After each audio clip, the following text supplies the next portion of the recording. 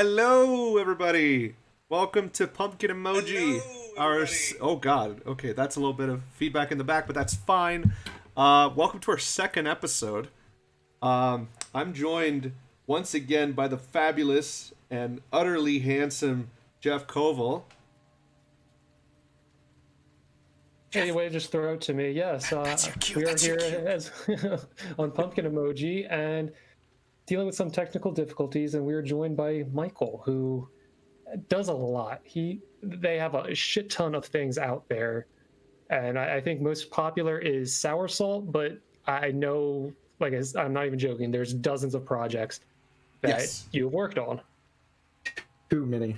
Too many. Too many. Yeah. Well, I At was this going to point, say, we just started at 8 p.m. and yeah, I took my sweet time getting here.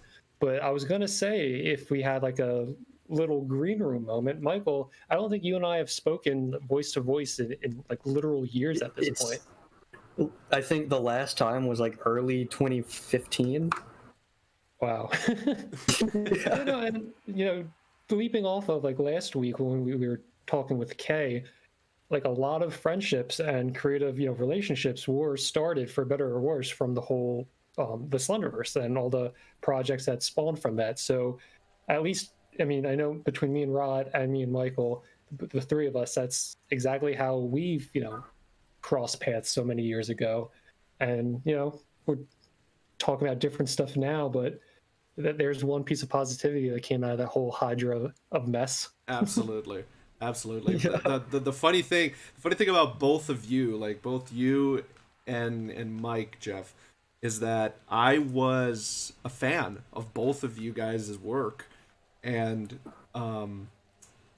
I met you more directly, Jeff, but with Mike, it was a very chance encounter. We were talking at some Discord. I don't remember which one it was, and Yeah. he was like, "Oh man, like you made Monarchs 52. I love that stuff." And I'm like, "Wait, didn't I you make got so hyped. didn't you make Soursalt?" And he's like, "Yeah." And I'm like, "Dude, I love your work." You got chocolate in my peanut butter. Pretty much. And No, we became friends like instantly. Like, and It was instantly as like I can't remember when I saw the first episode of M52. I was scrolling around and just like clicking on random posts from people that were posting their series, and I think it was the garage video. Oh, yeah. Um, Okay. I think that was the first one because it blew my mind. I was like, I was watching it and just trying to comprehend that this was something somebody had gone on there and posted, and it wasn't just like a cool fight scene or whatever. And I got like super hyped, and then I saw you talking in the Discord later, and it's just I don't know, friendship.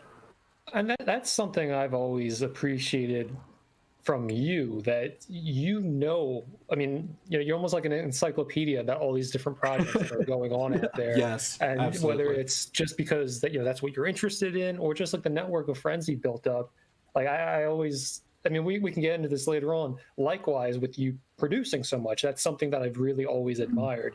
Is like, for better or worse, you always have a bunch of plates up in the air, and on the same Yeah. side of that, you always have your finger on the pulse of all these smaller projects that are coming out and things that randomly blow up. Like I know there's the text chat war, and you're raving over something. I'm like, what the hell is this? It's like, I check it out. It's 500,000 viewers or something. Like, how the hell? I've never heard of this. And you were there on the ground floor. Yeah, I feel like Mike has this, and I'm very honored to know that like he likes my stuff because he has a radar for good shit. You know what I mean? So it's like, oh man, he likes my stuff, and he also like raves constantly about really good shit. I So wonder if they're talking about me. No, I that's excellent though. I just look at links. Like when people post something, I'll usually, if it looks kind of interesting, like the thumbnail grabs me immediately, I'll just take a link of it, put it in a notepad, and save it for later. When I'm bored one day, I'll pull up the notepad and there's like 50, 60 videos on there, and I'll just start watching them. That's probably a better productive use of my time, because if I'm ever in the mood for this kind of thing, it like gets added to like a never-ending to-do list of things to catch up on, or stories to read, and then 2 months pass and you still have a list of stories to read and things to catch up on, and nothing's happening. Yeah. Okay, so let's get this started. I'm going to transition us to Resident Evil 2 Remake. That's I'm going to be playing that in the background. Let me stream that for y'all in the Discord, so y'all can see what I'm doing. We're just going to have like a handful of forgotten group chats by the time this is all said and done. Yeah. I just want to take a second and say, look, I'm very proud of this. I did Claire Hardcore in less than an hour, and I got an S S+. Lord. So God. Yeah. Let's do just a very simple run, assisted. I don't want to have to stress about this. I stressed enough about Amnesia last time. Happened so hard at that. Yes, I was stressing so much at the end that the white mouth boy really had me by the balls. It got kind of ugly. It did. We were sacrificing people to the pumpkin god, and I was being sacrificed. Kay kind of picked up the slack, and she was just going on her tangent. But I checked back to the game screen, and I see you like trapped in a corner in the front room, looking off and breaking down the door. I'm like, all right, well, Absolutely. The focus isn't the game going on, but agreed. Exactly. They're struggling right now. Yeah, I don't want to have to focus too much, so I'm just doing an assisted run, and I know this game very well. So, let's get started with a few couple of things for those here who have not watched Soursalt. One thing that I will say is that there should be some pretty heavy spoilers as we talk about the show. So if you haven't seen Soursalt, I would recommend that you do. Yeah, okay. I think for pretending we're the potentially, ignorant stranger who's never heard of it, but it sounds very interesting. I know the branding is brilliant. It's a very simple, straightforward name. Is this something that you could sit down and either follow one YouTube channel or an easy wiki, or I know some of these projects get very convoluted. It's definitely not sit down and just watch Soursalt, unfortunately. But that was one of the big reasons that I wanted to do it, was when I started back in like 2011, like these stories that didn't last too long but could tell a quick, linear, like Slenderverse story. Like the way we all wanted Everyman Hybrid or Marble Hornets to end before it did, But no, not with Soursalt. Yeah. I was thinking, how do I just make it weird? And good lord, spoiling the ending isn't even that big of a deal in this case, because like I feel like the enjoyment from Soursalt comes from just seeing what happens rather than what ends up happening. Yes, absolutely. The journey in Soursalt, in my opinion, is the most fun part of the entire show. It's not even like where we get to; it's just how we're getting there. Oh, we got a follower. I can't see. Somehow I was not following you. It doesn't make sense. We literally discussed this like 2 months ago. Anyway. Look, I'll follow you when I can get into my Twitch. A fit of jealousy, I unfollowed you when you were doing some steampunk roleplay or something.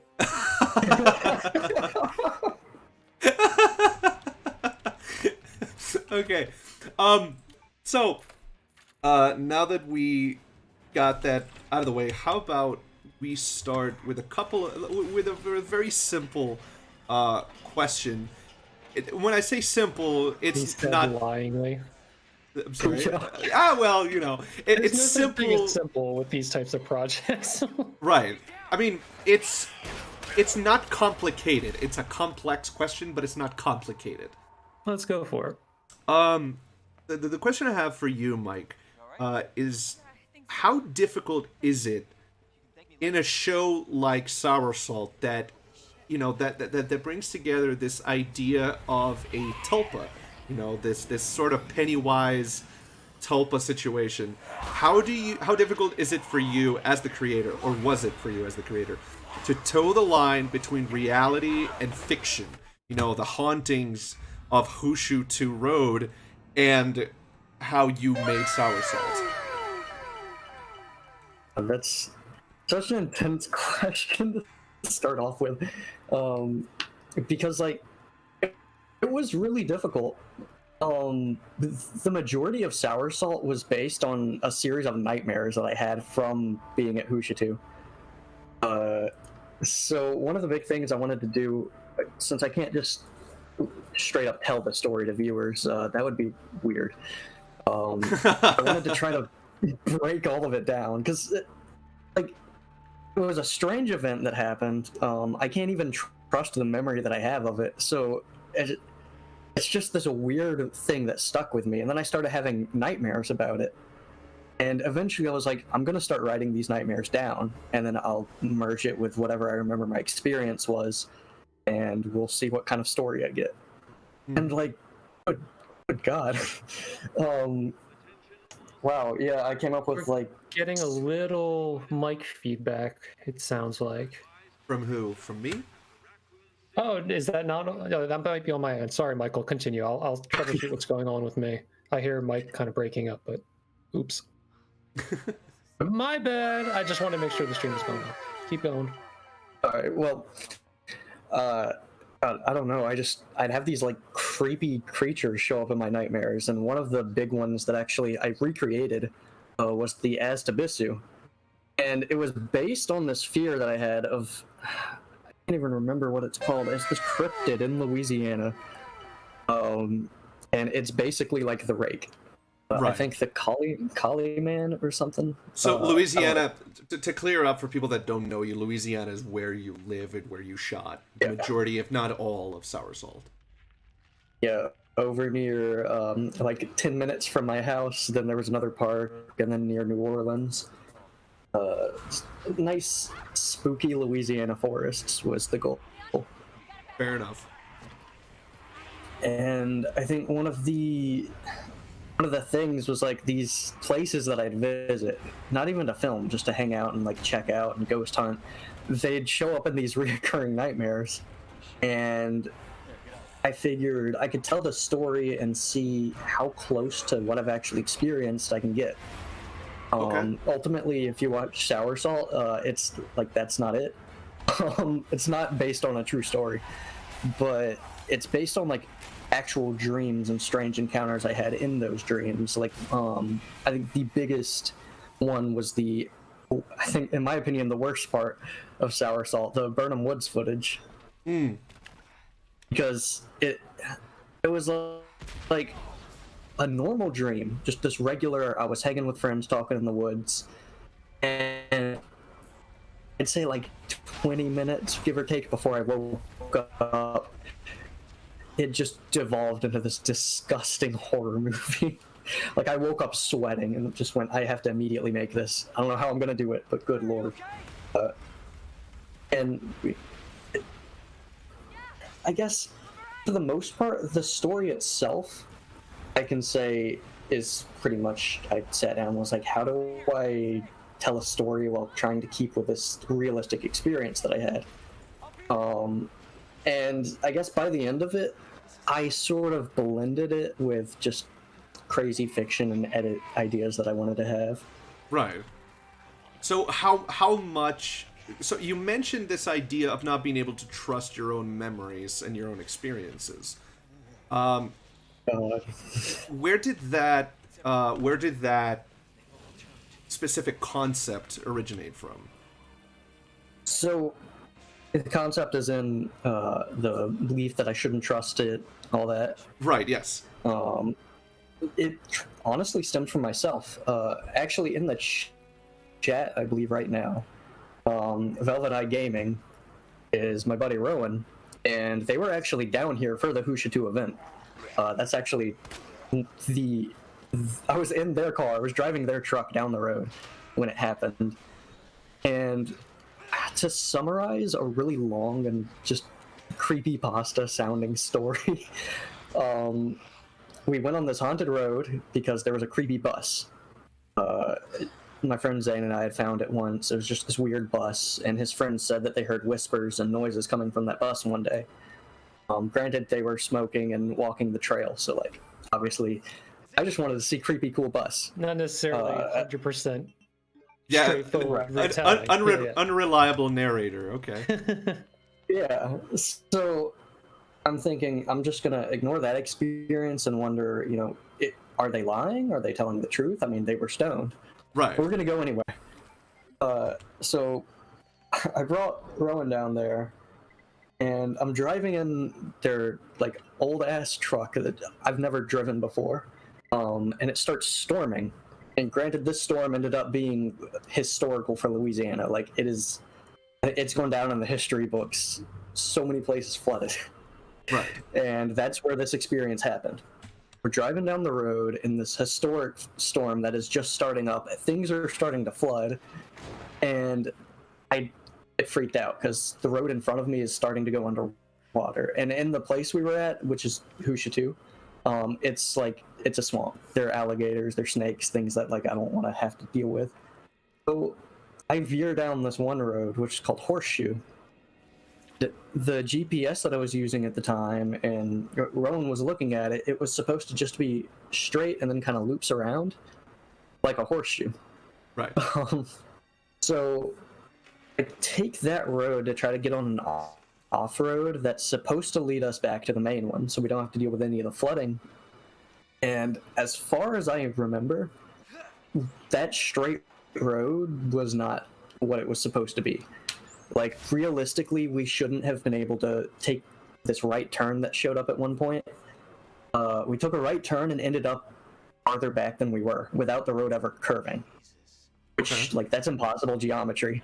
Right. We even tried... No through road going on there. We got no through road, and I was so mad. Because it just didn't make sense, and it wasn't something that I could just go and tell people. I can't be like, hey, I was on essentially no through road. But like that straight up happened, and I'll go to my grave saying that event happened, and good thing Velvet Eye Gaming can sort of confirm it. But to this day, our memories of exactly what happened, it's just all been different. We all have the basic story of what we did, but there are things that each one of us that were in the car remember that others don't quite remember, but it still fits in, and that was a huge inspiration for Soursalt. Because go on. I was like for example, Rowan remembers I think a bridge that we had to cross over. The bridge. But then the other person in the car remembered the bridge. And we were filming at this point because it was storming, it was creepy, and I was like, look, I can use this for an upcoming series. The footage on the camera does not match what we all remember happened. Oh jeez. So it's just this crazy event, and I can't trust my memory as to what actually happened, because the video footage shows us at least when we got there, but then it stopped recording, and the next time it was actually recording was when we were leaving. So we got Blair Witched. And I think at that point, it was like, I can't trust what just happened. I don't think there's ever going to be a point where I just have this sudden clarity. Oh, this is exactly how it went down. This is how it actually happened, or how it possibly could have happened. And that was just my biggest inspiration into Soursalt, was I can play around with that. Because I remember the video footage being different than what we filmed. So what if in this series, this dude is not sure if he's dreaming, if he's awake, and the video footage doesn't help, because it'll show both things from the dream and outside of the dream. I was gonna say, it's like in that sort of circumstance, you wish, beyond anything, that you have a witness there with you, somebody to back you up. But in this sort of, story, this sort of real life happening, it's like that's almost more of a liability than anything, because now it throws everything into doubt. Exactly. I know for me, that's existential terror right there. That's like, did I go to Dunkin' Donuts this morning? I don't know. Exactly. I would say that's definitely the scariest moment of my entire life. Right. And it is going to stick with me. I have been back to that road countless times, and almost every time something horrifying has happened. I actually, realism-wise, I tried to keep a log of it and do like a documentary, but then COVID happened and made it really difficult. We just got a subscriber. Amazing. Thank you. Thank you, Rowan. Thank you. Michael, isn't that the story of the year with Yeah, we're gonna get the ball rolling on this, and then the world ends. Yes, The ghost will have to wait. Absolutely. 2020 was my year. I had like 4 projects lined up. I had the actors for them, which is a rarity for me. Yes. And I had locations that I had talked about buying out, like with the people. And then COVID happened. God. I know I know the situation. I've been with you, talking to you as everything went. So Yeah. So my just to further the question that we just went through. With this idea of even the audience being an unreliable participant. Yeah, they with this idea. How do you build I don't want to say consistent, but how do you build a good narrative? You know, how do you make it so that the story itself is enjoyable? See, that was actually my biggest challenge with Soursalt. Because the original time I did it, the videos were uploaded just as I made them, as I had them on the camera even. So I'd have like 75 videos of us just in the woods, ranging from 2 seconds to 25 to like 5 minutes. And it felt realistic, at least. That was kind of the goal at the time. But I knew how I wanted that story to end. Granted, eventually later down the line, I figured out how I could continue it, and then I did that again. And unfortunately, I did it again. At the time, I knew how it was ending. And because of that, I knew I had an idea of what I could do to lead up to that point. So as far as what I wanted the audience to understand, it was just 3 simple things. That we went to the woods and it was creepy. We went to the road and maybe it was a dream, and it ends. And that was basically the main point of my narrative, was all of the extra stuff. And there was so much extra stuff. There was essentially a whole mythos of extra stuff. Right.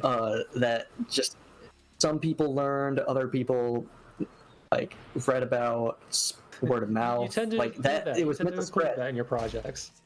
Yeah. It's a web series without a Bible of 4,000 pages.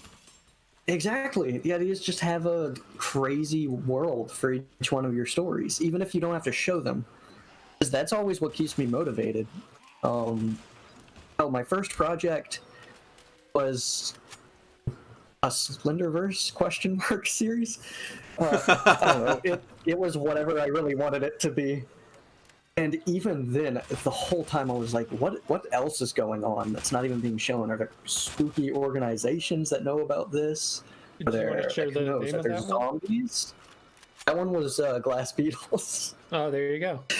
Well, yeah, it's funny, just getting back to talking over the years, that's another thing that kind of always cracked me up. Like, whenever we'd be doing like a creators, video chat or something, or, whenever we would cross paths, I'd be like, oh yeah, no, this person does so-and-so, and then you're talking about, the whole lore about this whole world, and you name drop it. It's like, that's not even, this dude's on another planet. They're already, miles away from me.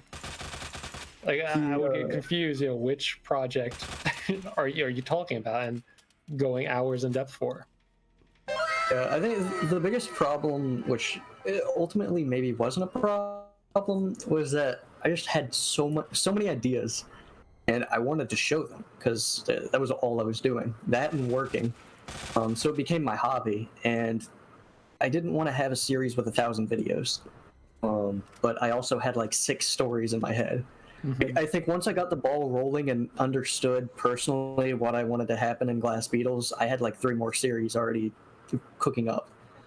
And I think a lot of younger creators and older creators even that I've talked to, pretty much every early creator has this problem, where they think, all right, I have this story, but like, what if there's a prequel? Or what if there's a side story that'll tie into it? God, yes. Oh, sorry. I just witnessed this guy get cracked in half by a desk. Please continue. No, I'm watching it. Actually, it's just staring at him. There's been a couple of moments that I'm just like, is anybody else seeing this? Speaking of moments like these, I just want to take a moment. In Soursalt, there's a moment that I'm a huge lover of practical effects, and I think we can all, as horror lovers, we can all agree.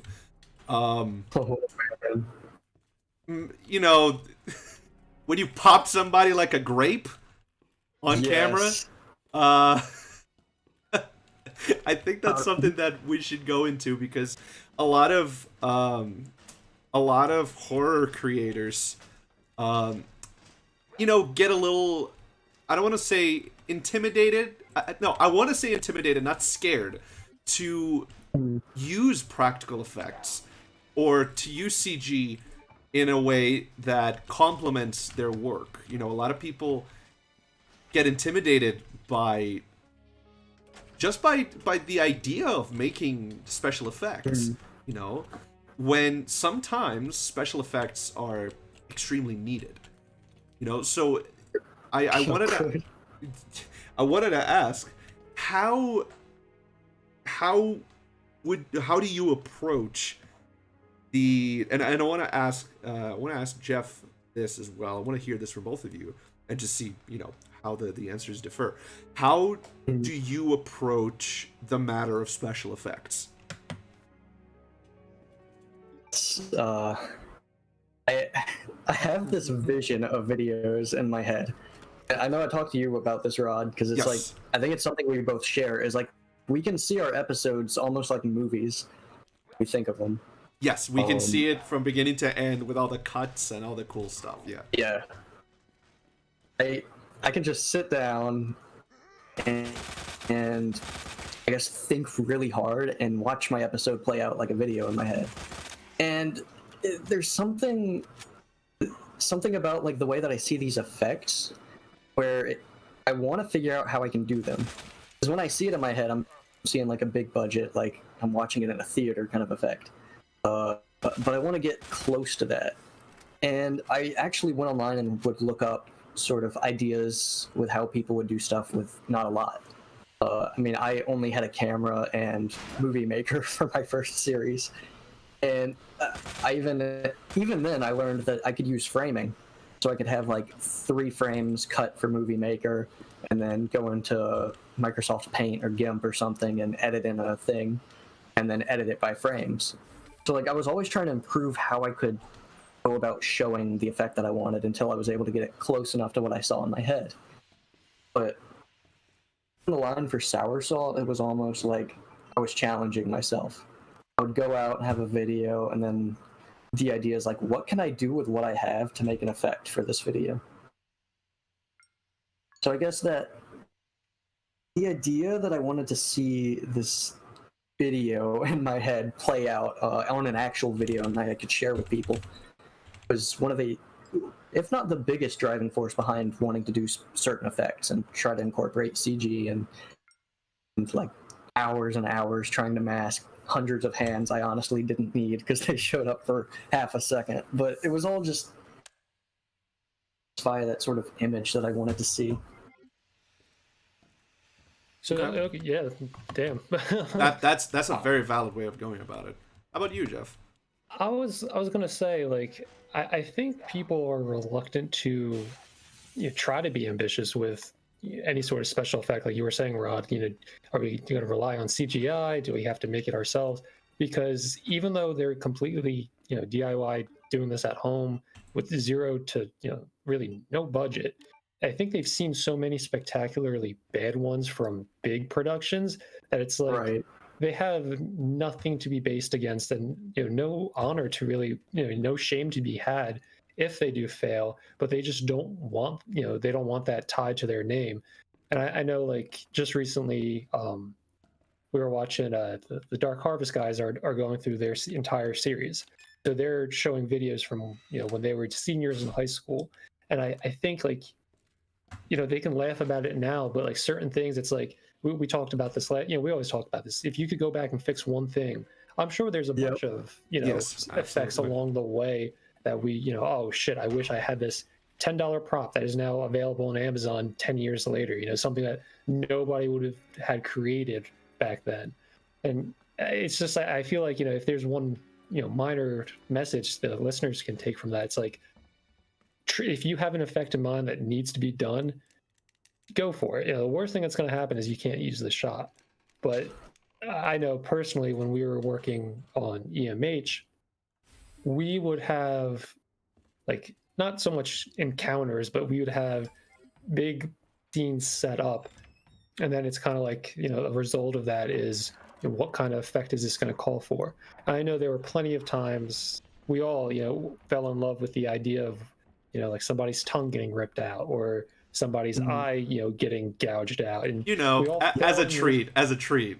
as a treat. Yeah. We all, you all fall in love with that when you're in that, you can see it as a movie stage of production. But then when it comes down to it, it's like, do we have the ability to do this? Do we have the money to do this? And like, do we have the time to do this? So I think personally, I'm kind of boring with that. Like, if I know there's going to be an effect that we can't nail, I probably fall into that category of being, let's avoid it. Let's not even, give it that shot. Probably for the worse. But I think if you fall in love with that sort of production, because Michael, I see like your like personal Instagram and stuff all the time, like you posting about doing blood effects and stuff, and that's just something I'm not good at, and I have all the respect in the world for people who you basically makeup artists. That's what it is, and I just know personally, I try to avoid that. I fall into that trap of, don't show it. And that's the worst trap you could set yourself up for, I think. True. So I think it seems that, when I'm in production, when I'm in the productive mindset, effects are kind of a second, they take second seat to everything going on. But personally, I should probably try to change that philosophy, because you can get inspired trying to think of, that's also a big part of it too.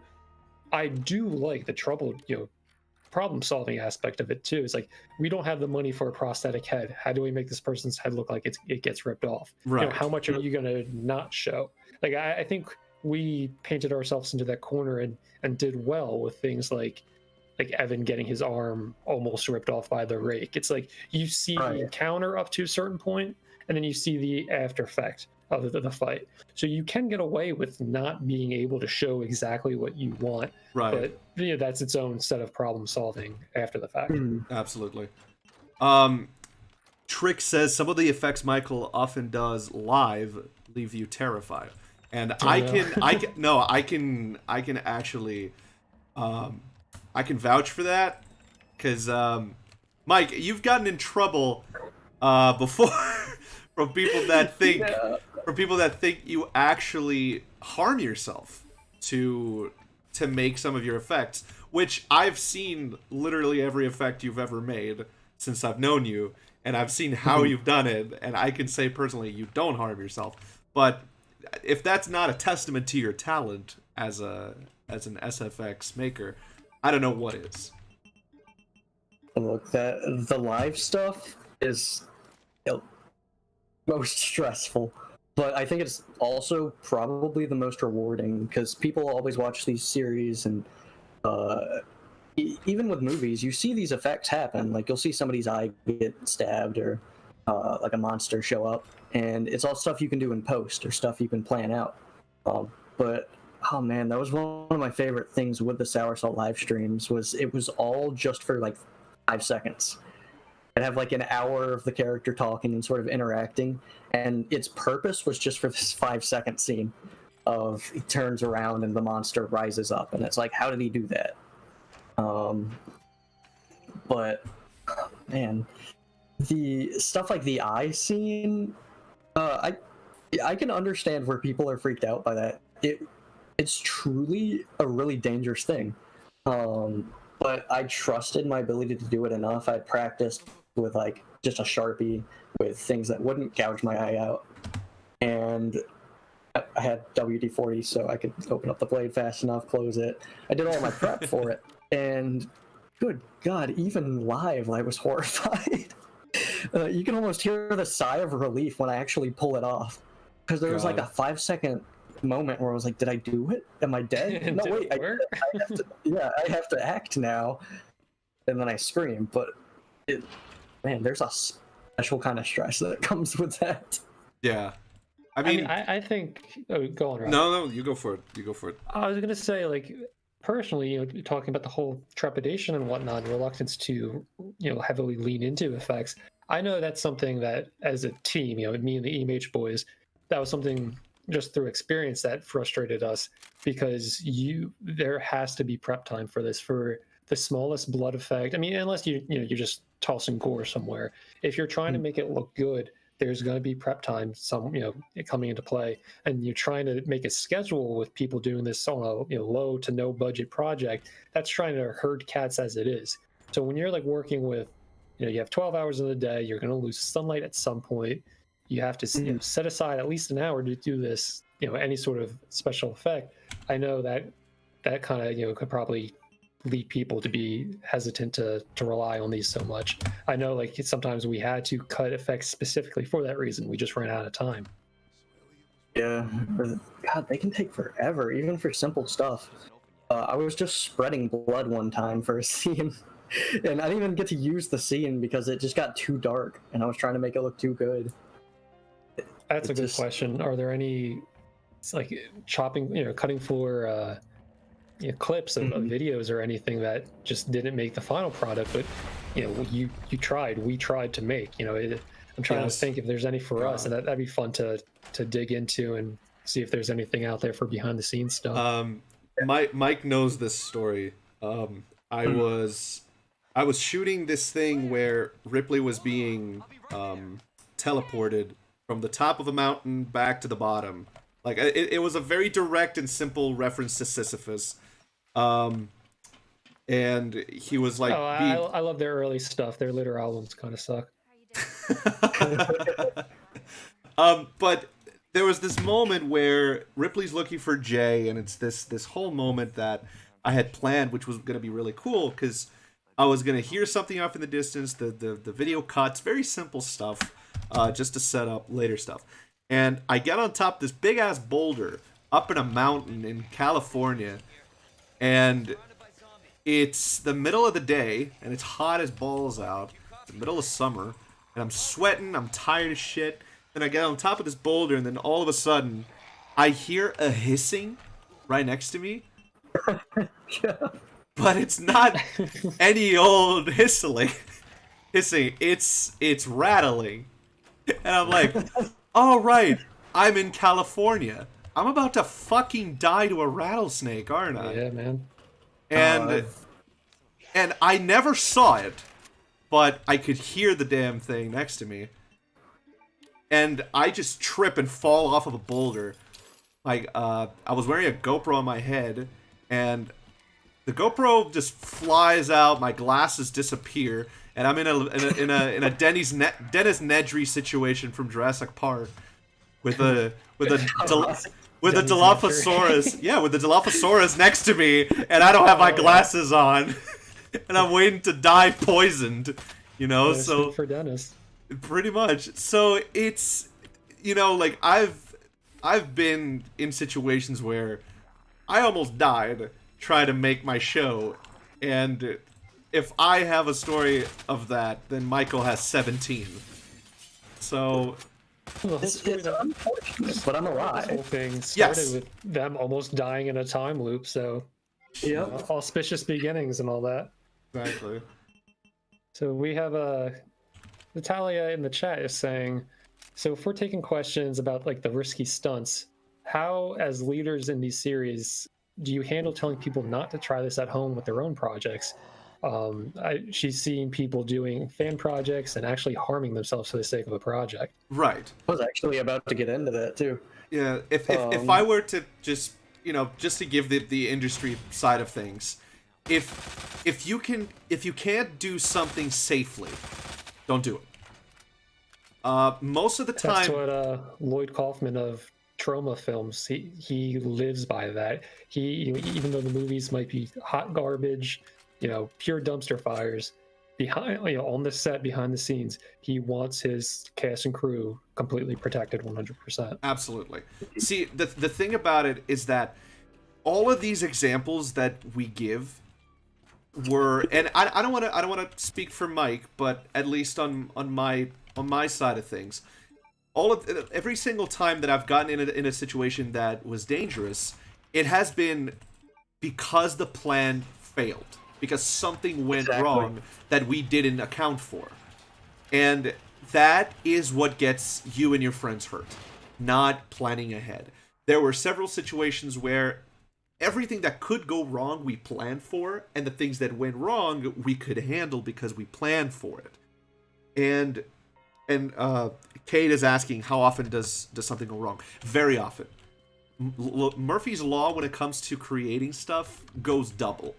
Because like, you'll be filming and then you'll realize that you never hit film, and the last 8 hours were for nothing.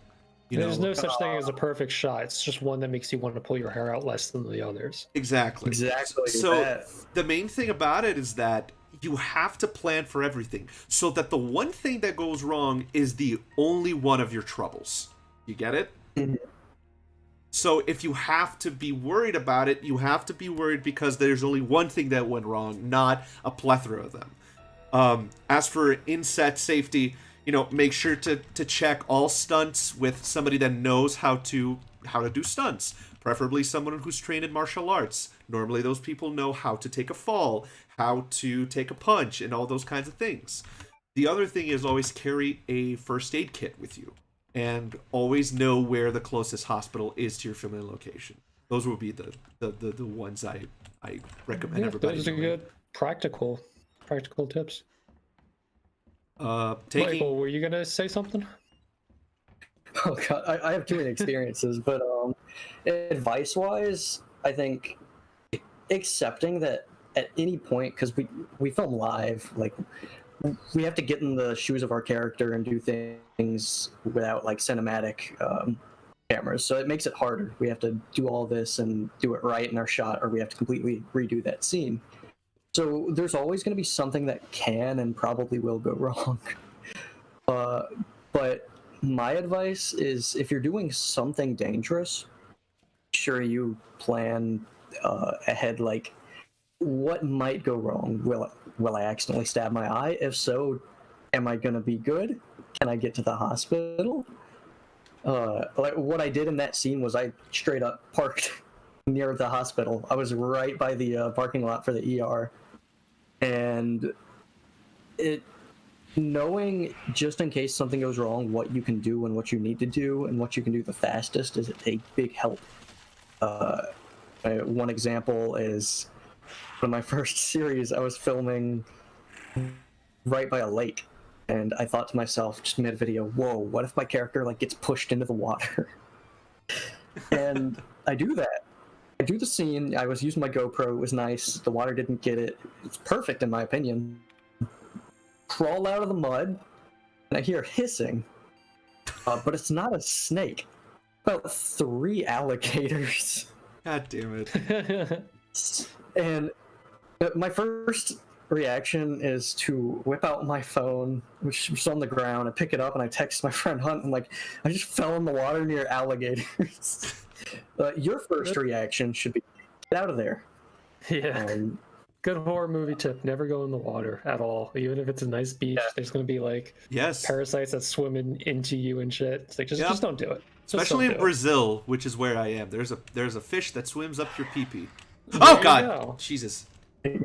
Sorry. Dude, seriously though, like, even up in the Northeast, it's like there's always going to be like fucking like refrigerators and stuff underneath the dark water, and you don't know if it's going to be like a broken pipe or something. You get in there, you get tetanus, and then you get to spend the holidays in the hospital with a nice infection. So just always figure out, if something goes wrong, what you can do about it. Because like getting in the water and there's something sharp, something you can think about ahead of time. Be like, all right, well, maybe let's see where the water looks safest. Maybe I can like poke a stick around. Yeah, and stuff like that just makes the environment a lot easier to work in. Yeah, there's a saying that goes with there's a saying that goes with stunts a lot when it comes to water. All safety precautions have to be tripled when it comes to water. Sure. Because whenever you're doing stunts on land, you don't have to account for the fact that all of a sudden your stunt performer won't be able to breathe. You know, Right. So it's silly at first, but when you think about it, it's a thing that nobody really goes into. The simple fact that, oh shit, you can't breathe. How do you deal with that? So every safety precaution gets tripled when it comes to water. Yeah, I was going to say, like with water or dark, underground places, if you're going to rely on any sort of effect, it's like before you shoot, before you do the effect live, walk in. Before you jump, Yes. walk in. Try to touch the Absolutely. bottom. Get, if it's an underground space, give yourself like what other entrances are there. Don't trap yourself for the sake of a project. And that's something that, to answer the whole question that set this off about like how do you tell the viewers not to do this yourself when you're very clearly putting yourself in danger? I think it's a different ball game when it's you and 3 friends when you're barely 20 doing this on your own. You're not nobody's relying on you, nobody is in your care, you're not taking care of anybody, so you're going to see people do stupid shit. We're going to do stupid shit because we wanted to do that. Yes. But it's hard to say don't do this because we're doing just that. You can just try to have them prepare themselves as best as possible. Like, I mean, it's just I'll let you go in a second, Rod. I had this thought, like, absolutely. literally today. I'm reading one of the most recent Weird New Jerseys, and I'm not 18 anymore. I don't have to worry about a university schedule. I have people relying on me, and I'm relying on others for my well-being. So I can't just dip into an abandoned asylum after midnight anymore. So Right. in terms of production stuff, it's like you have to be mindful of your cast and crew first, and then ask yourself what you're willing to do. If you're not putting anyone else in danger and you understand what you're getting yourself into, I'm going to give you a bad advice and say go for it, but do your homework. Yes. Just don't hurt yourself and don't hurt anybody else. It's inverse when you're doing this live. It's like when you're doing a project, don't hurt anybody else. If your dumbass gets hurt, then make sure you're not hurting anybody else in the process. 100%. I didn't even touch on that because of one of the reasons we actually had to stop working on the Hushitu exploration sort of idea. I went down there with my buddy Zim to get like some filming done, and I brought a friend along. And while we were down there, I was like, "Hey, what if we live stream it?" So we prepped up. I figured, what can go wrong? We're going in the woods that we've never been into. It's going to be night. Obviously, we might get lost. So we actually tethered ourselves together and used the rope tether to the car. And that was a huge thing of rope. We were able to go, I think, like, I don't know, maybe 100, 200 feet into the first part of the woods. But it wouldn't matter because there was a lake. So we go there, and it's creepy. It's, what we wanted. We hear, like, dogs barking, distant at first, and then distant. And it's like, at that point, you have to think, okay, realistically, is this a ghost? Probably not. This is probably a wild animal or rabid dog because of the area. We should probably get out of here. And we did that. We just kind of stopped working. I stopped the live stream. I pulled up the camera, though, just in case, which was really smart on my part, considering what happened next. But somebody came out of their house and started shooting into the woods. And I'm there with somebody, I think at that point, I don't know if they were 18 or not. So, like, I had an adult friend and then a kid with me. And it was horrifying. So I get them in the car. I try to, all the lights are off. We're trying to stay quiet. And this person's just out there with a gun shooting in the woods. And I have one hand on the camera, the other just waiting to drive off. And by the time we actually drove off, she had turned and pointed the gun at the car. And at that point, I had to make the decision I can't go back to Hushitu. Like, I cannot bring people out there where we can get shot by crazy people shooting in the woods. Yes. Yeah. Granted, I got the footage, but I do not recommend if something happens like that or something can happen like that. I strongly recommend it sucks, but don't risk it. Yeah. Even if, like, I wasn't going to stick around and see if I could be like, oh, I'm going to film the lady with a gun. Or let's just stay in the woods and hope she goes away. No, at that point, it's like, do what you can to get out of the situation and then decide whether or not you want to ever put yourself in that situation Just again. remember, whether or not you die that night, people will still be bitching in the YouTube comments when the next upload is. So don't let that be the deciding factor of you pushing for that last ounce of footage. Exactly. 100%. Yeah. One thing that I would say though, and more to, it goes into that question of like, well, we're doing it, you know, why can't they?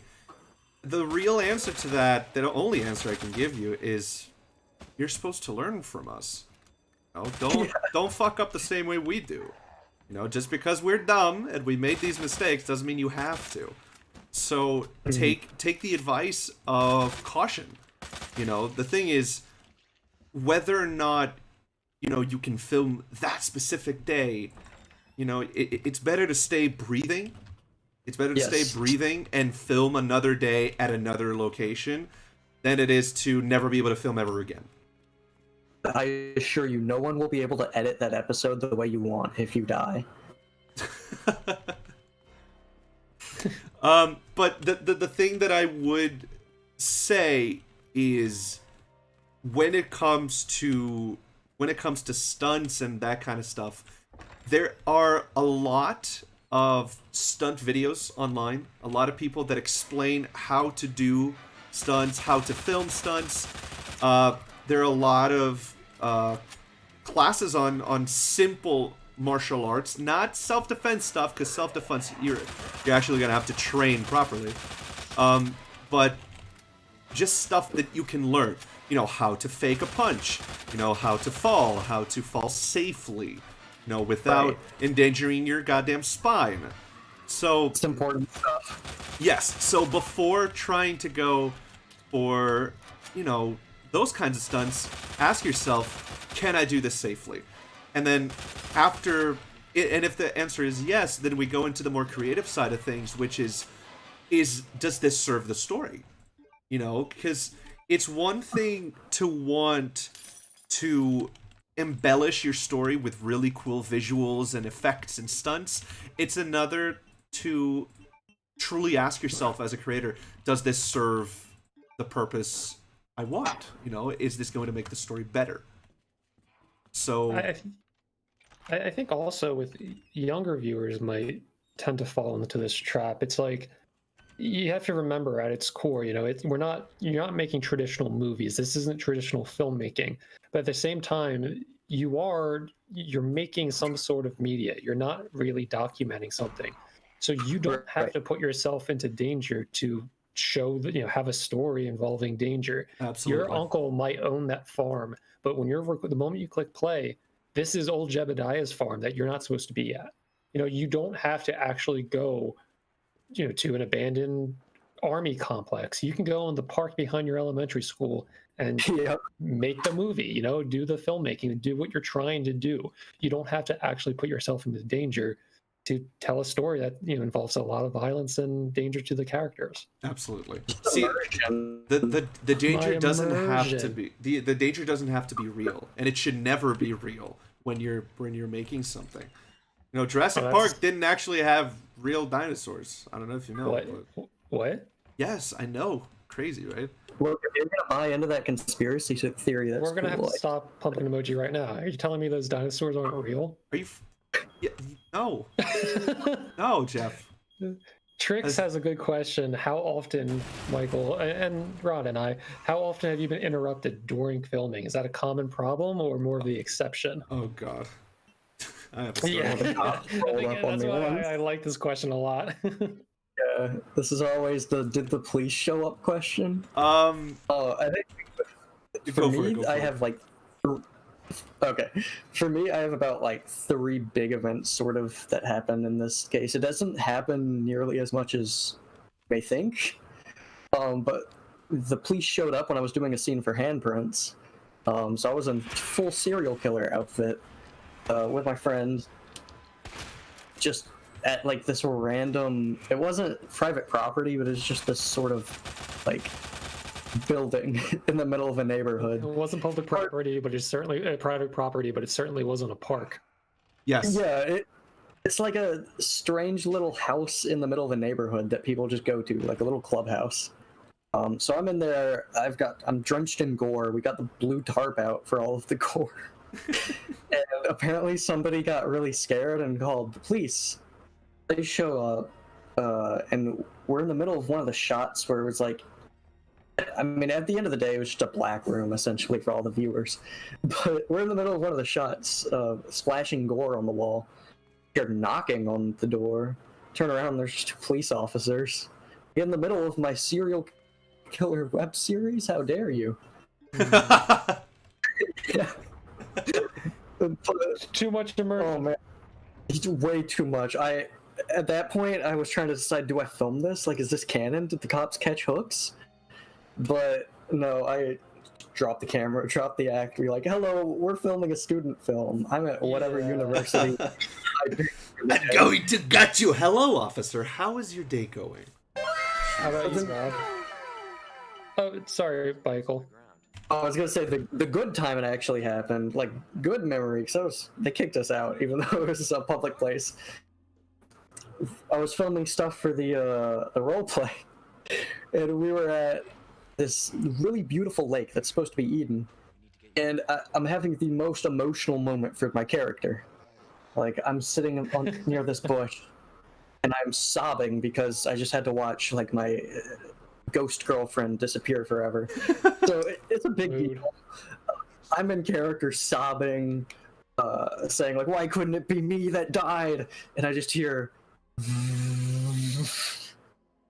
and this golf cart pulls up with this big jolly man that looks dead ass like Santa Claus, just staring at me. And in the chat, it's yeah boy was with me.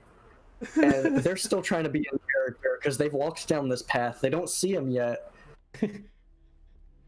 Oh no, it's just a student film. But I'm like, it was an emotional moment. I was real crying. I'll be real. That's incredible. Man's like, sir, are you okay? Is everything good? I'm like, no, it's a student film. Look, my friends are down there. And he drives down, and we cleared it up. And he's super nice. He was like, "Oh, that's awesome. That's exciting. I'm glad y'all are using my property for that. Go on." But not everyone's gonna have to kidnap you. Yeah, not everyone's gonna be like that. So it's just a nice little story in my arsenal of bad events that have happened. I just imagine this poor man coming out like, "Oh, I wonder if that boy is doing all right." He heard the sobbing. He has no God. context for this now. Months to years after the fact, he's like, "Were they telling the truth? Did I just like walk away from something like the worst moment of somebody's life?" I can only imagine like this guy comments on this stream like, "Oh, so everything was all right. Good to know. Good to know." The way it worked out, drops $100 and disappears for another 6 months. Please, he was so nice. I feel like he. God, I never had the cops show up on me, but we were, and here's the thing that, you know, maybe I shouldn't tell you to do. Maybe I should. I'm a huge believer in guerrilla filmmaking. Seriously, if it's difficult to get a permit and you're just gonna film something for 10 minutes, don't get the permit. Just do what you need to do. If you're not gonna monetize your movie, you're not gonna have to worry about people suing you for using a location without a permit. What's the saying? It's better to ask forgiveness than to ask permission. Yeah. Exactly. So the thing that happened was, it was the whole Monarch 52, like, the garage video that Mike was talking about, where Ripley and Alice fight, and then the Serpent's Hand show up. And this, you know, we're down there with the whole crew. It was me, Jameson, Kike, Alex, Jackie, and Nina. Yeah, I think. Okay, I just decimated the boss. Sorry. we're just down there. We have fake blood. We got all these weapons. We got like a FAMAS. We have an M14. We have all these weapons down there, and they're all obviously prop weapons. They had the tips attached. They had the orange tips. We removed them in post with chroma key. Shout out to Spencer, my editor, and we are just there, just finishing, doing the finishing touches on this whole action scene that was very fun to make. And we are in a parking garage in the lowest area, in the lowest floor of this parking garage, right next to an IKEA that's now a Spirit Halloween. I'm not joking. And we're just there having a good time, just fighting and doing everything. All of a sudden, this dude comes out of an elevator. And I shit you not, he's wearing a white suit with like white shoes, like white dress shoes. The foundation's high. No, this guy just comes out with the freaking alligator skin like bag, just rolly bag. And he just comes out of the elevator and stares at us, and we have Jameson dressed up as one of the Serpent's Hand guys, and he's got a gas mask on. He's got a shema on him, and he has like this army outfit. He's holding a FAMAS in his hand, and we're just on the ground, and I'm covered in blood, and he just looks at us. And this was in a rehearsal. We don't have the footage for this because we weren't filming, but I'm like on top of Jameson, ready to like punch him in the face, and I look up and I see this man just staring at us with this perfectly pressed white suit and like snake leather fucking bag, and he's like, "You guys busy?" And I'm like, I can come back. And I'm like, we're filming for a show. The guns are fake. Sorry. And he's like, oh my God. And he's like, okay. And he just walks away. And here's the thing: there's an elevator on one side of the garage, and an elevator on the other side. So this motherfucker just comes out of one side of the elevator, walks all the way to the other side, and takes the elevator up for no reason. He just wanted to be included. I guess, but it was so fucking funny. It's always once the blood is out that somebody exactly visits the set. Exactly. When we were filming towards the end of EMH, when in my mind they all run together, but they were probably some of the best times. Oh wait, let me get this mosquito. That's not a mosquito, Jeff. So it's a dinosaur from Jurassic Park. Oh God, bitch. Anyway, look at this. Towards the end, the last 3 videos before the end, all of it kind of run together in my mind because we filmed them all in the same 4 months or so. And oh wait, am I not being picked up? Yeah, we can hear you. Oh, Yeah, no, sorry, I tend to mumble. Anyway. I can increase Jeff's microphone real quick. Give me a second. No, but keep going. Okay, yeah. Sorry, Kate. I think it just might be a small technical glitch, but also I mumble. Anyway, so we're filming in the park, and it's the scene where Vinny's running away from, his problems, the monsters, blah blah blah, and he sees a vision of me with blood on my face, and accusing him of horrid shit, blaming him for the deaths of our friends, blah blah blah. But as you know, watching the video, there's a lot of the video that he's completely by himself. So there is a solid combined half hour that I'm sitting in the woods, covered in blood, and trying just to avoid, confusing people or scaring people.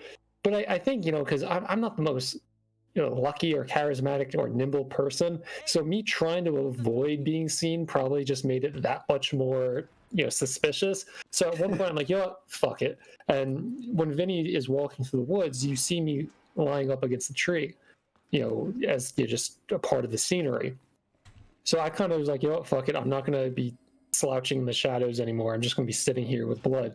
And this one couple, I swear to God, they were the anti-Karen. Like, they were the two people in the world you would see and be like, all right, these people are gonna, raise shit. They had everything but the Starbucks cups. They had the Karen haircuts and the dog with them. And I was like, oh my god, I'm about to, they're gonna call the cops or something. But they were so nice. They're like, oh my god, are you okay? I'm like, no, man, it's fine. We're doing a movie or something. She goes, no, what's wrong? You have blood on you. I'm like, yes, I know I have blood on me, but we're filming something. I promise you we're okay. And like for 10 minutes, them walking away, it was like the fucking ending of the original Incredible Hulk. She just kept looking back at me like she was abandoning a puppy or something. So like that was like one of like the good interactions with people walking onto the set. But that is amazing. In terms of being mid murder, no, we didn't have cops or anything like that, like Michael has shared. But yeah, lots of fun times with people, us planning ourselves in public places and then being surprised when people show up. Right. Yeah, no, I had one more moment like that. It was just, we were rehearsing the finale for M52, and Jameson, again, is covered in blood, and he's against a rock. And every 5 minutes, joggers in LA would come by, because we were at the Wisdom Tree Trail. And just, you can imagine, like, LA people just seeing people bloodied and going like, are you filming for a movie? And I'm like, it's a show. And they're like, oh my god, that's so cool. Yeah, I feel like LA and Philly, we can bond over the fact that people are going to think it's the coolest shit ever, or they're going to completely ignore it and be on their merry way. Yes. There's no in between. There's literally no in between. Kate asks, while filming, has any of you been accidentally hurt by one of the people you're filming with? If by people you were filming with you count myself, yes. Because we were doing the finale for M52, and I have this moment where I have to fall on my knees, and this is a thing that you should. This is a lesson for all of you. Yeah. I had this moment where I have to fall on my knees, right? And the thing that a lot of people misconstrue about their own knees is that knees are pretty fucking fragile, man. They can seem very strong, but they're very fragile. And Ripley gets possessed by Vidar, and he cracks Kreen's neck like a twig. And after that, he falls on his knees with a huge headache. That's what was on the script. So I'm just standing there, right after being tossed around, and I'm like, oh, okay, I'm just gonna fall to my knees now. So I fall to my knees, and this insane pain just shoots through my body. Oh shit! Sorry, I forgot about this guy.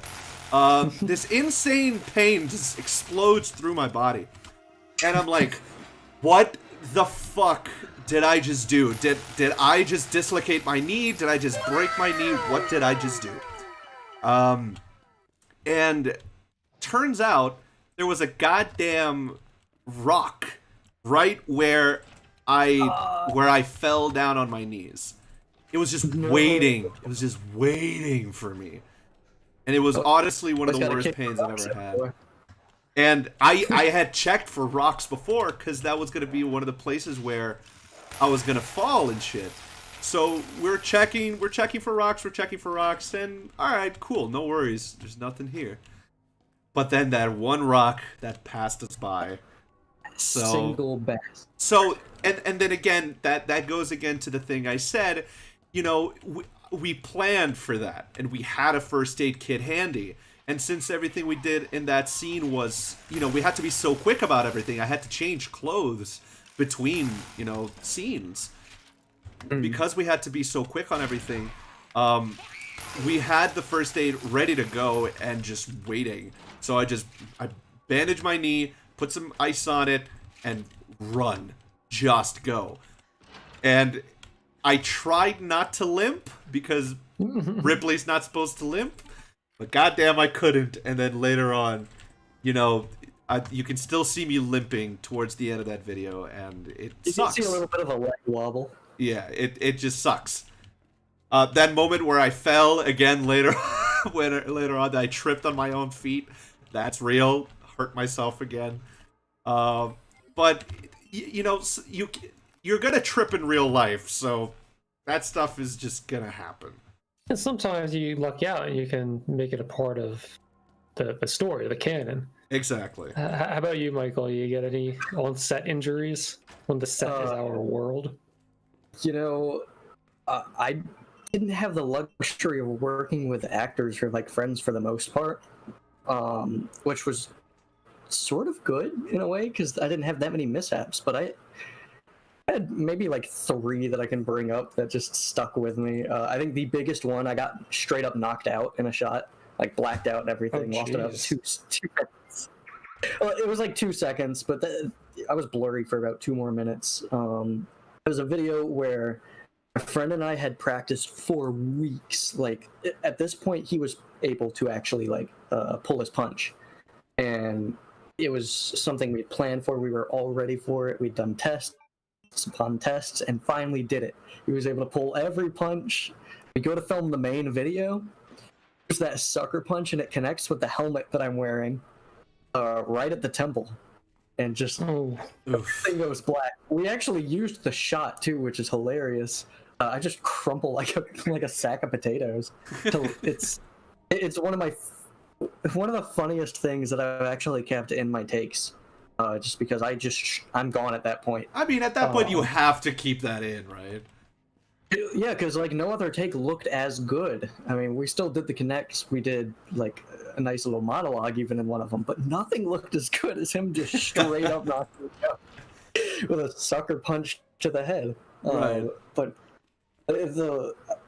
probably the worst, other than getting knocked out, once again for the role play, and we were doing the video, and the idea was that the character was escaping this like torture that they've been in for a couple days, and they finally got the upper hand on the 2 captors, which are just these insanely powerful, like basically habit, but 2 of them. Mm-hmm. And Jeff kind of knows what I'm talking about. They use a pinata stick to beat both of us down.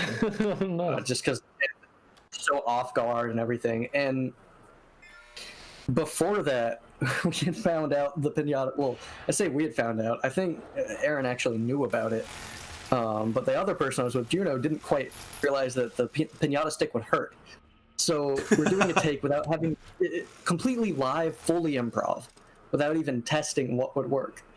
Juno just picks up the pinata stick and belts Aaron with it.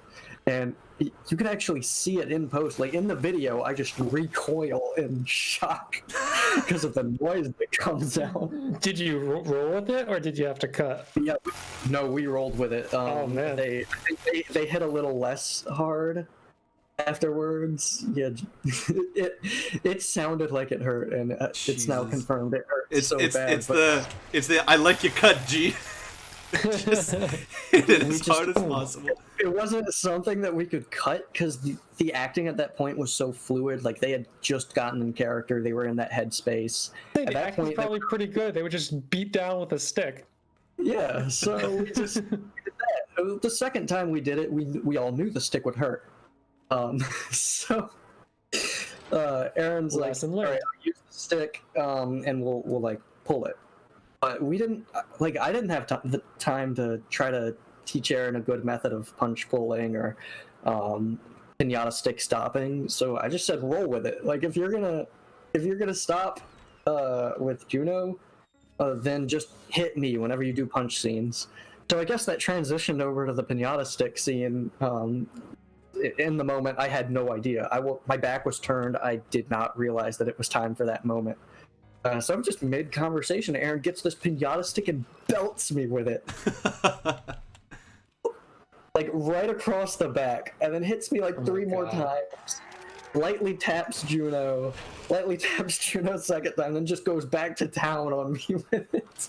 Jesus. That's gnarly. You poor thing. I don't think we ever had a major injury. I'm sure people got, between the 3 of us, we got hurt, but because like we were so committed to it, I don't really, like, nothing leaps out at me. Like if my brother or like Daniel got hurt, I think I would remember that and obviously feel bad about it. Or like if one of our friends were there, but I don't think there was anything major. I know when Evan had to put the wet rake makeup on, he was dying of potential hypothermia and frostbite being outside and basically naked in the middle of a Poconos winter. But in terms of like, I think we were pretty lucky with the fight, any fight choreography and whatnot. Like, Evan and Vinny might have punched each other, but they were committed. They knew what had to be done. And there might have been like some small sticks with like the knife before it was like, careful acting time, but nothing crazy. Right. Of course, I could say that, and then he'd be like, "You fuck! I lost a tooth or something." I'll have to reconvene with the gang before I could say yes or no on the injury report. Right. I mean, I've found that when you do stunts with people the communication is so much easier when it comes to like figuring out just how hard you can go.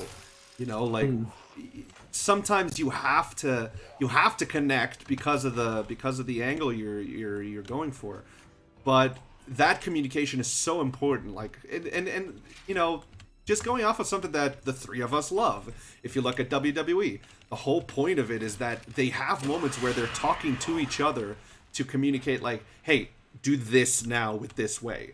You know what I mean? Yeah, Cena's really good at that.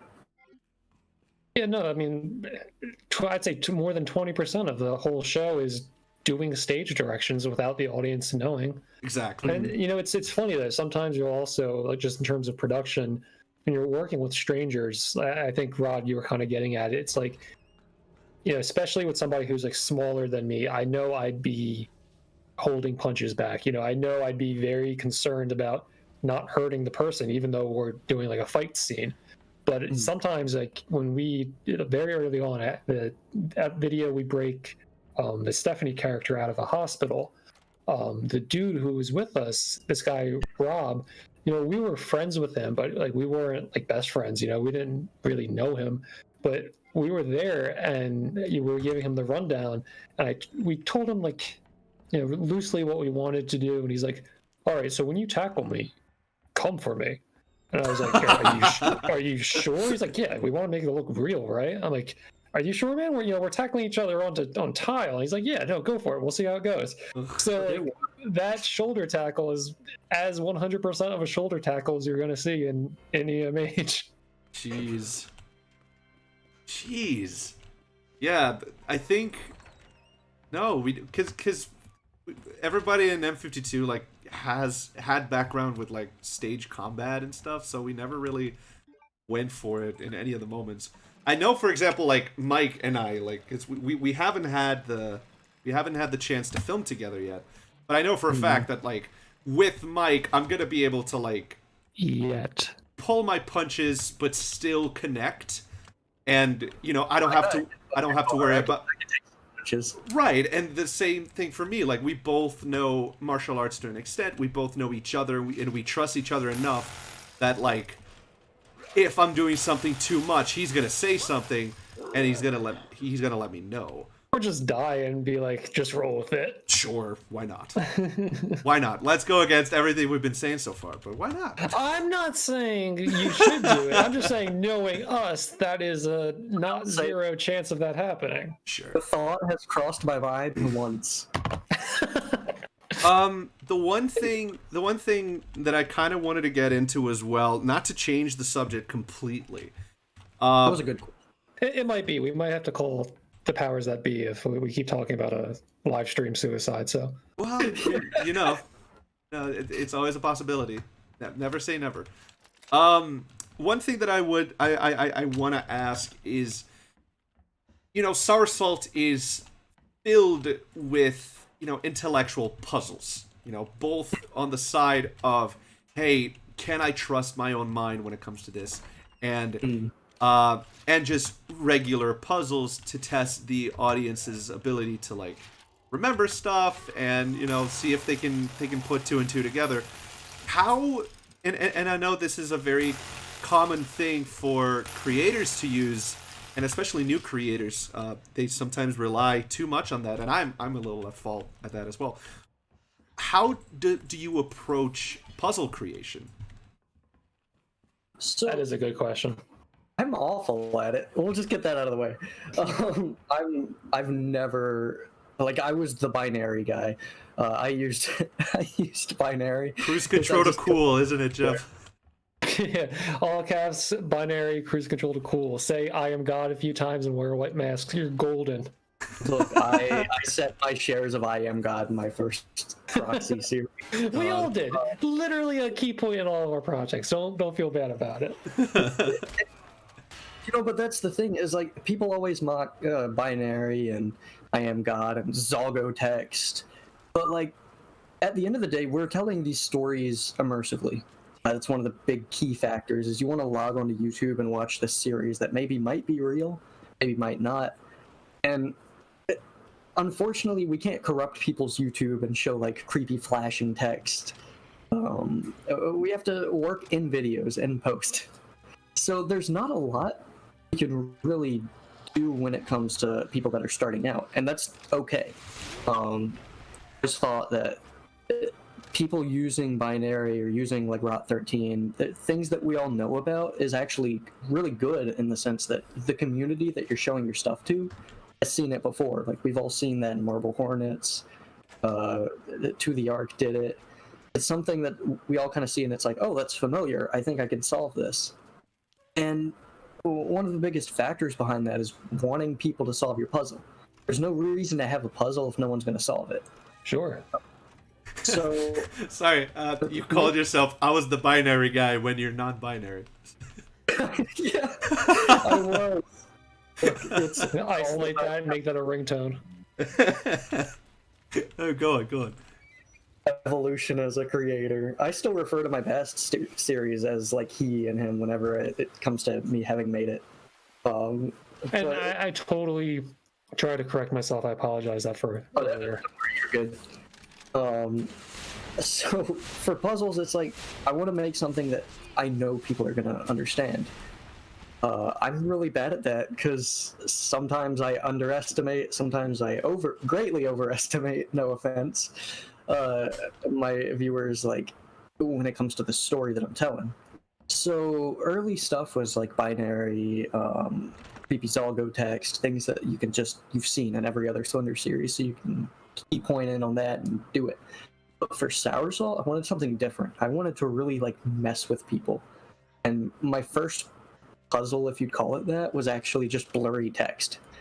It was done in a way where the I think the Gaussian blur for it had it as the left-right channel, so it just looked like stretched text almost. And people tried to figure it out. So I kind of evolved that and was like, all right, I'll do flashing stretched text, or like rapidly blurring text, and play around with all that without having to do puzzles and numbers at first. Like things that people could just Google, you know? I wanted to try to stay in like, let me make people think about what they're about to solve rather than recognizing it immediately. Right. And I'd say it was a fault because not a lot of people were able to do this. It was very specific. I didn't realize how specific it was at the time. But one of the biggest puzzles in the beginning of Soursalt, one that literally only 2 people solved, was this really, really important foreboding text was sent out in the comments, but it could only be deciphered if you used a certain type of keyboard. Oh my god. Yeah, it's funny. Kay last week was almost the same exact problem or situation to have. You think it's like really cool at first, and you're like, oh man, this is gonna be neat because people are gonna see these symbols on their keyboard or mobile, and they'll be like, oh, I can solve this. Then I start getting the answers back, and it's not quite what I typed. Like not even close sometimes. Oh no. So I look it up, and the keyboard that I typed it on was like a Samsung Galaxy J1 or something. It's like a very specific one. So yeah, and certain symbols for whatever reason were just not in the normal place. And this text was like, wasn't detrimental to the story, but essentially if you solved that, you knew what was going on. Oh boy. And a lot of people, probably like 98% of people didn't. But it was really cool because at the same time, you now have a puzzle that in-game can't be solved. Like, none of the characters that were in-game helping like discords and stuff could actually figure it out because at that point it was technically impossible. without that specific phone. But the cool part was that phone was from that time period. So when that video would have happened, that phone would have been popular. Makes sense. Absolutely. No, and that's also, I think, a part I like about these things that people tend to forget is they very much are like a time capsule to, whatever they're coming out. Michael, do you want to just give a quick refresher blurb to people who might have joined since the hour and a half we've been doing this? A quick TLDR about Soursalt? Yeah, on October 21st, 2016, about 600 people woke up subscribed to a really strange channel on YouTube, which I did through a little secret method. But there was just weird videos that got uploaded to it, and then over time a narrative got built from the people those videos were supposedly from. And it just ends in this crazy, like almost Lovecraftian dream satire of like web series, but at the same time like a serious horror story, in my opinion. It's pretty spooky. And if you do go back to watch this video on demand, we've been talking about it a lot more in depth, but a big theme of it is even when you have video evidence, people are telling conflicting stories about what they know reality or what they think reality to be. So I was going to ask you, Rod, something, but I lost it. That's okay. Yeah, no worries. I think. Oh, about the puzzles. Yeah. Oh, sure. Yeah, no, I was gonna say it's this is a thematic series of conversations we're having with our friends and fellow creators, but I think it's interesting, Michael. You kind of approach it the opposite way of not the opposite, but just a different way from how I've seen them. I joked last week. It's like as much as we're in the ARG world and I'm known for working on this kind of stuff, in my mind that I almost I don't hate them, but it's like I'm going to avoid writing this until the very end. I'm going to avoid plugging it in till the end. So the idea of somebody using binary code or something that's very common, I completely get what you're saying. It's like, give them something accessible. Sorry, I just got clocked in the face. Go on. Something that giving them a code that they are that's accessible is, I'm sure that's very rewarding, and I've never approached it that way. But I think something we did touch upon last week was do you give a puzzle for the sake of giving a puzzle, or how important is it to the story that who's giving the puzzle, is that important to the story, or is it just something to move it along for the viewers, give them a piece of interactivity to to play with? I think it's both, honestly. There is merit in both reasons. I honestly don't think one should rely too much on using a puzzle when you don't know what to do. But at the same time that it can be overused, it's also a very useful tool, and that's the reason it gets overused. I think, and as a game designer, like somebody who loves the idea of designing a game for people to play, and that's pretty much what we do when it comes to our shows. I think a puzzle can be, and it should be, a thematic thing. It should intertwine with the theme that you're going for when it comes to when it comes to your show. In Mike's case, I think it's one of my favorite things about Soursalt. It's the fact that, in fact, it does intersect with the thematic. This idea of not being able to trust your own instincts. And memory is not only felt by the characters. You don't hear people going, "Oh, I don't know if I can trust what I remember," and then you're like, "Oh, but I totally can." That's not something you're going through. Both you as a player and as the character, you have this connection, this empathy that comes not only from seeing them go through difficult things, but also the fact that, holy shit, this is really difficult. How the hell am I supposed to fix this?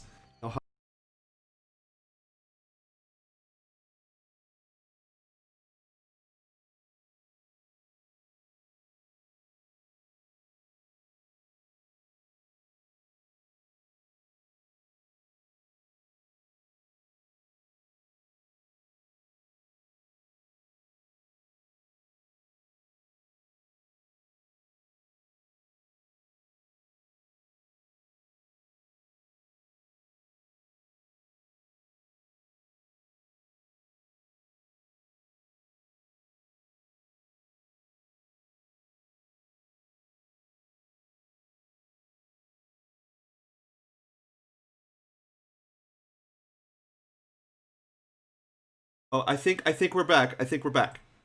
We are back live. Cool.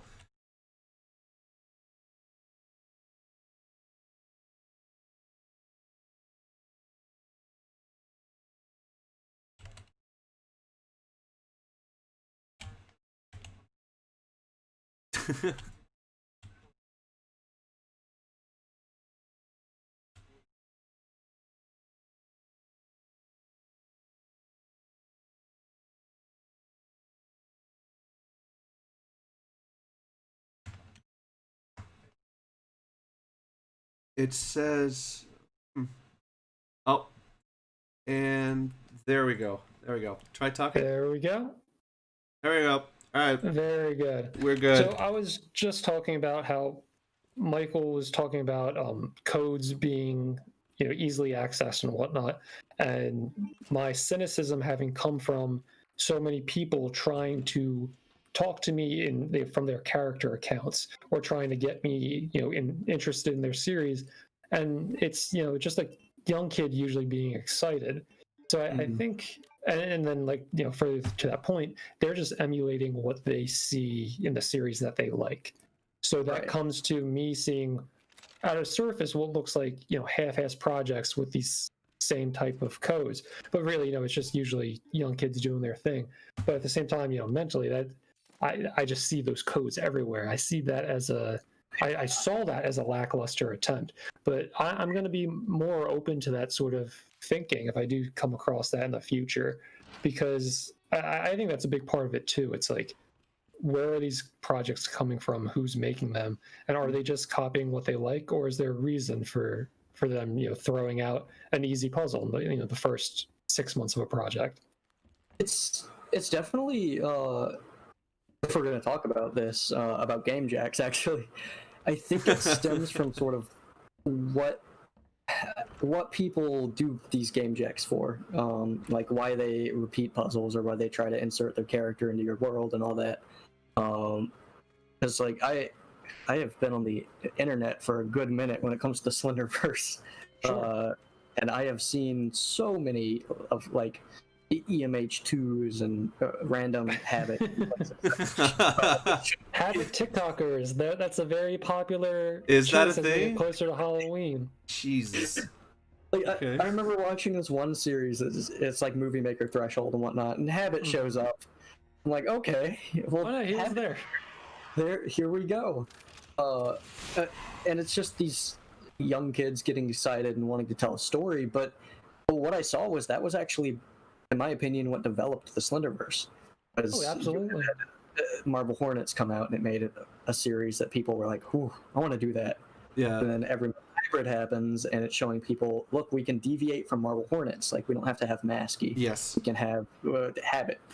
And I think that's the beauty of what we exist in. It's collaborative.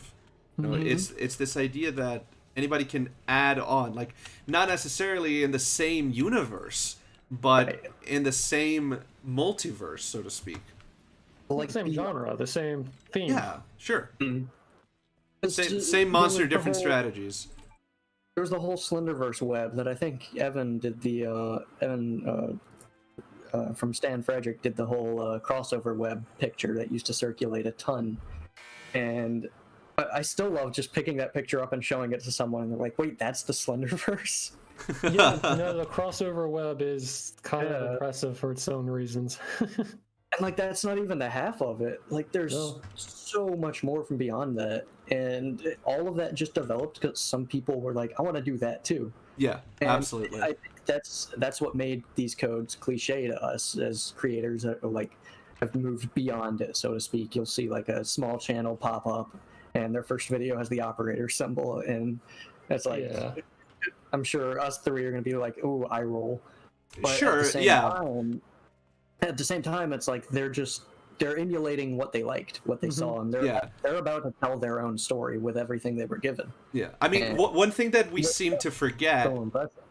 One thing that we seem to forget is like people look at Scorsese films today and they're like, "Oh my God, he's so incredible," but when he started off, people are like, this stuff, like everybody's done this stuff before. you know. But he is a good filmmaker because he took the stuff he saw and he evolved it. He went ahead. He took the next step, you know. So we will never see that unless we, as already established creators, support the ones that are coming after us. Absolutely.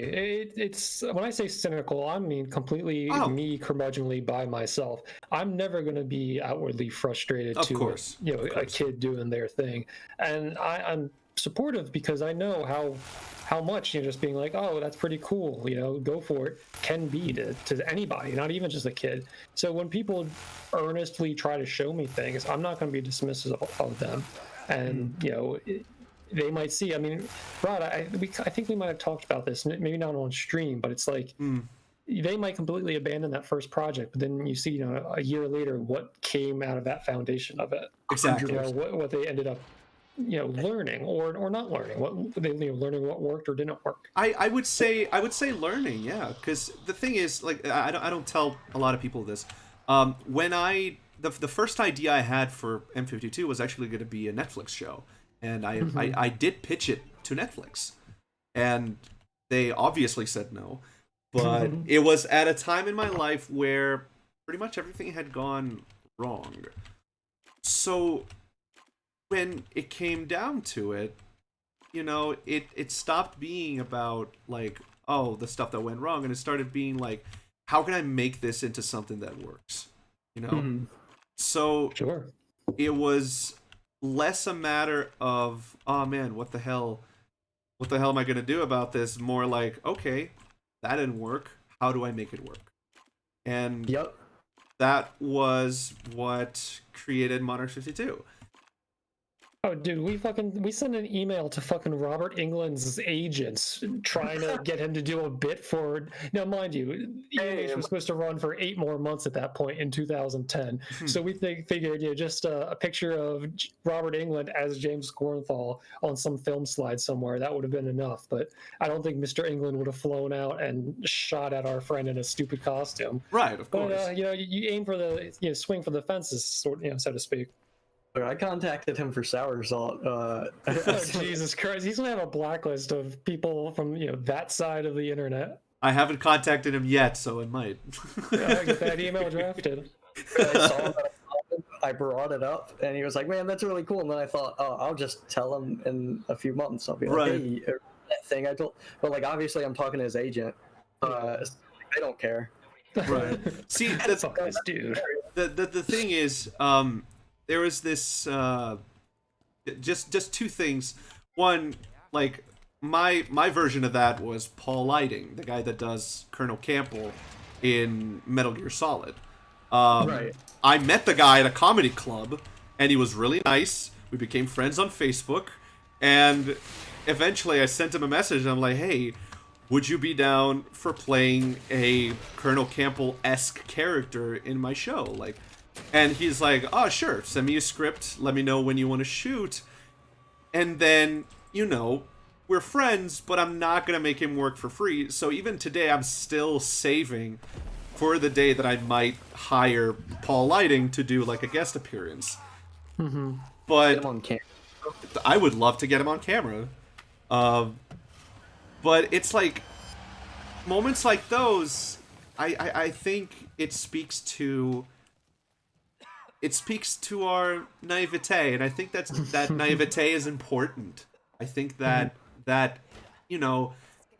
being in love with your own project enough that you believe it can work, but not enough that you're willing to like be an asshole for it. Right. And that's exactly what we were talking about effects and choreography and whatnot. It's like, if you're willing to do it, go for it. So like, there's no reason that can't be applied to, like you said, if you're not being an asshole, there's no reason you can't apply that to the social aspect of production. Right. I do want to switch over to something that Cade asked, because I think it's a very important thing that we could talk about, especially with you, Mike, because you have inspired so many people to get started with their own work. Cade asks, how does someone get into creating their own stuff? What does it take to be a good creator? I know anyone can be one, but what is a good start? Whew. And it's a very valid question. It's a very, very. It's a great question. It's a huge question. Exactly. I think it's a very important one definitely too. one of the most important questions. Because I think we've all had to answer it at some point in our life. Before you picked up the camera from EMH, before Rod wrote down Monarchs 52, you think about, why am I about to do this? Yes. And how do I word this?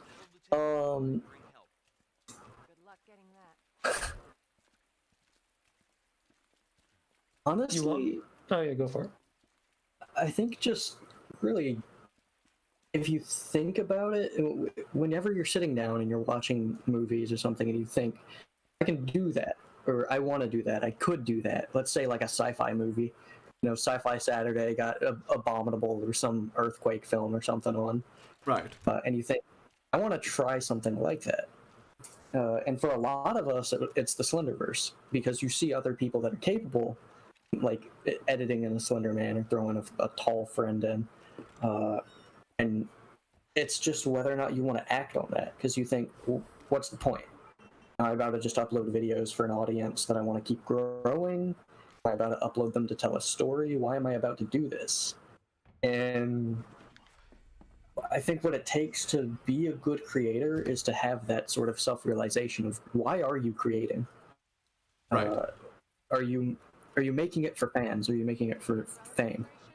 Which I wouldn't say it's the worst thing, but personally, I make stuff to tell a story. I can't think of how many projects I've made that I've only shown to like 12, 15 or so people.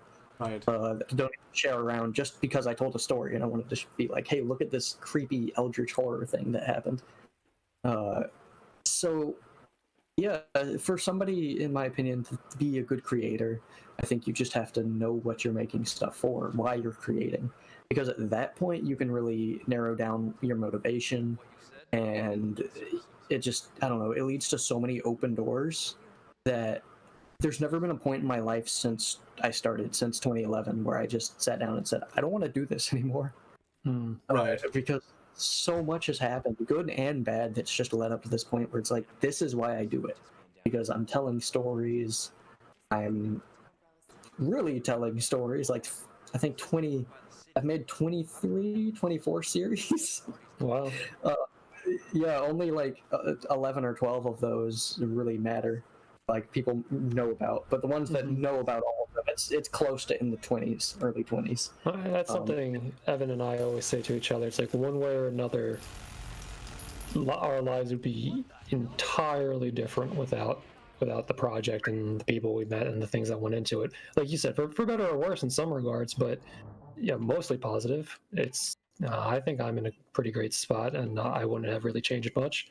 And maybe a few key things, but it does kind of change your life if you throw yourself at it. I wish I could have done it anonymously. Like, I admire Kay greatly for being able to just make something and not throw your face on it. Sure. But yeah, it just, when at this point, looking back on it, like you said, I'm glad that I did it. Right. And I did what I wanted to do. I wanted to tell my stories, and I wanted to show people, and I want to keep doing that.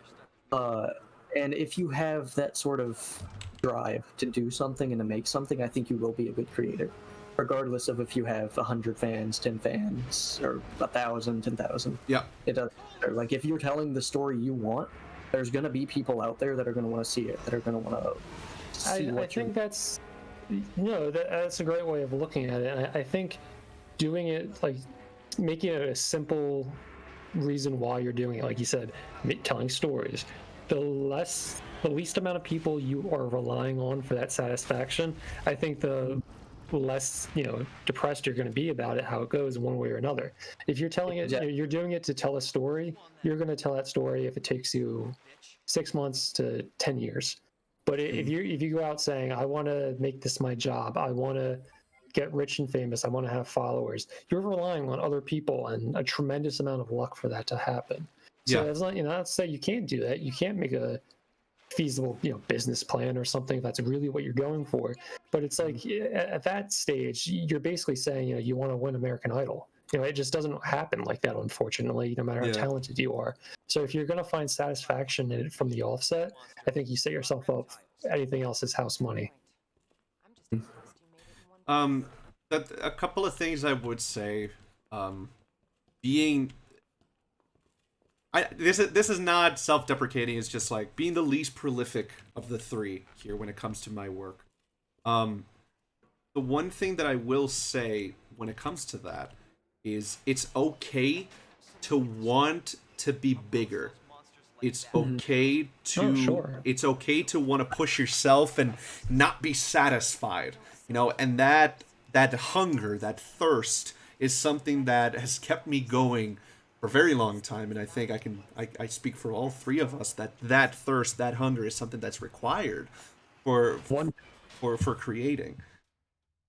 Sure, I wish AMH was bigger. It's not like that's the funny thing when we talk about scale with all of this kind of stuff. It's like we have people we respect and in some cases almost idolize, and it's like you take 2 steps in any direction in the internet and most people have no fucking idea who you're talking about. Exactly. Like Nightmind, Nick is a pretty good dude, but I don't think if you went to a class reunion and threw a rock, I don't think you would hit somebody that necessarily knew who Nightmind was. 90% of the people that I talk to and people that are in the industry, they have no idea who Nick is. Yeah. So, but what I would say would be just the focus of your creation, in my opinion at least, should be 2 things, right? You should first make it for yourself. Make the story that you want to see. Make the story you want to see told. And I say that because, my favorite author of all time, Tolkien, that is exactly what he did. He wanted to read stories about, he wanted to revitalize the Anglo-Saxonic mythology. He wanted to have the epic, exactly. And he wanted that done, so what did he do? He researched it. He was more knowledgeable in it than anybody else, and then he made it happen. Now, sure, maybe you won't be the next Tolkien, and that's okay. But the thing is, if you love what you're creating, don't get me wrong, it will still be work. It will still be work, and it has to be. But it'll be work that you enjoy doing. It'll be work that brings out the best in you, that challenges you, that makes you want to wake up the next day and be like, oh man, like, fuck, I got this idea for this shot that I want to try, and I can't go to sleep until I try it.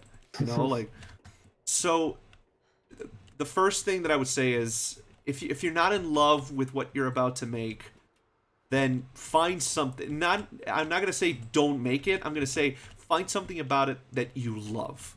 Find something about it that you do, that you're absolutely obsessed with.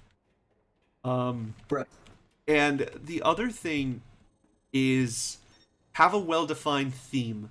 Figure it out. Plan it deeply. And plan it with love. Plan it with care. Because time spent planning is never time wasted.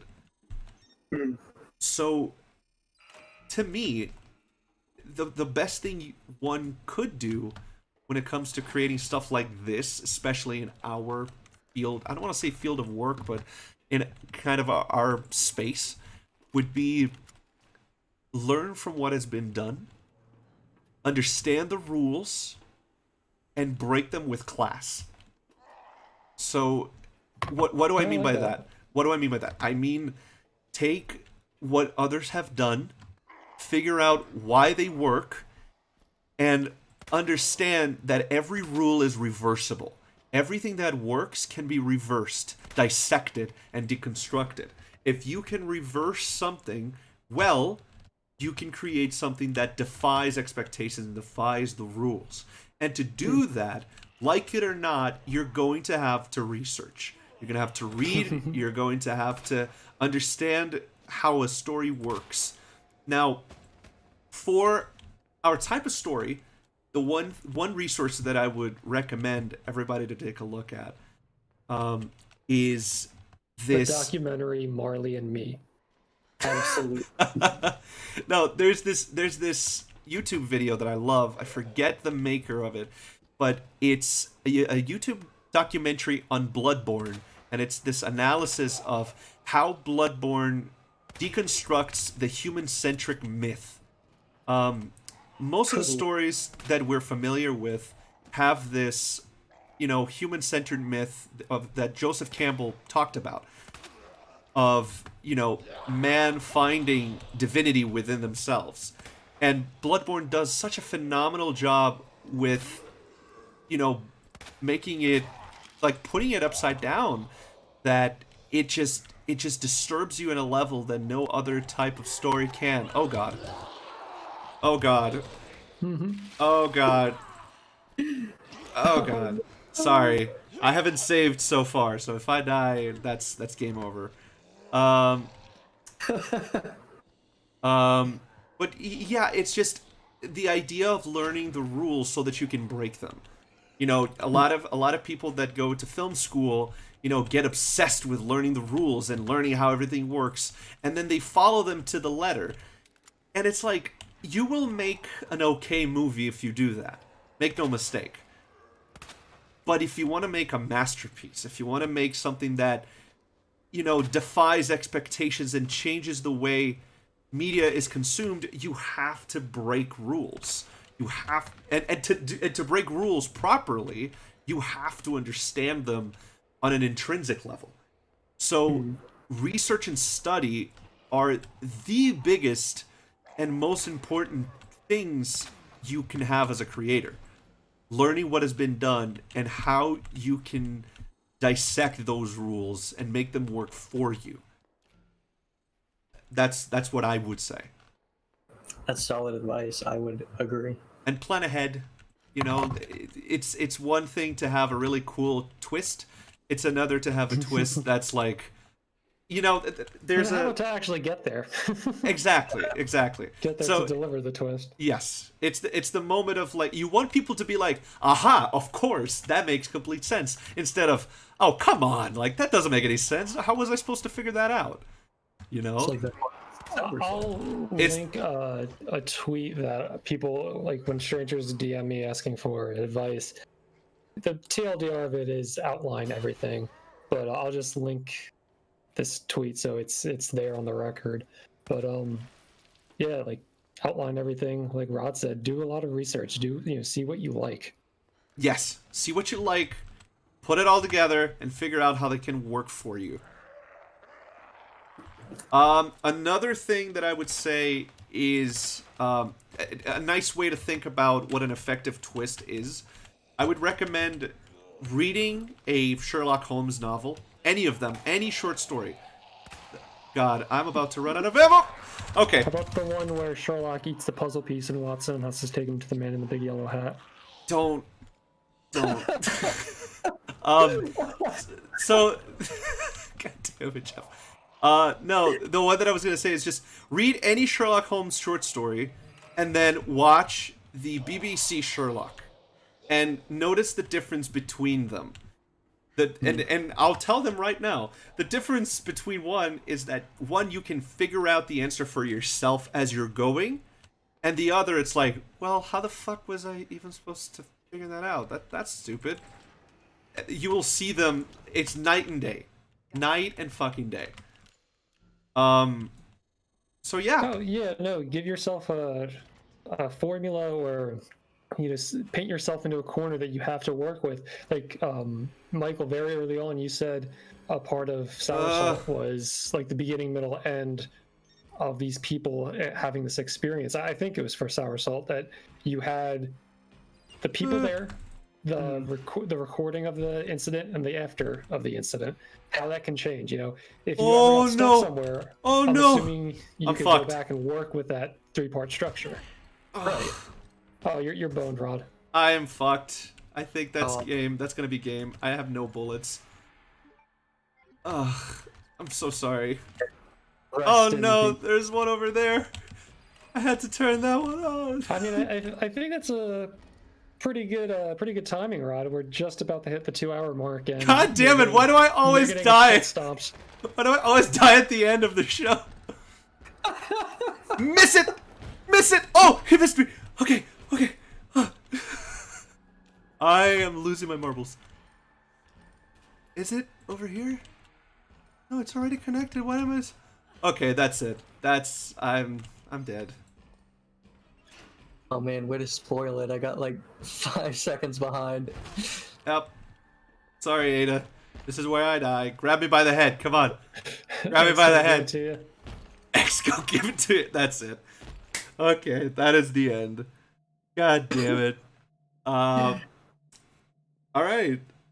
So, okay, cool. I think that is the end. Good timing. I fucking love that. Perfect timing. So, couple of things before we go.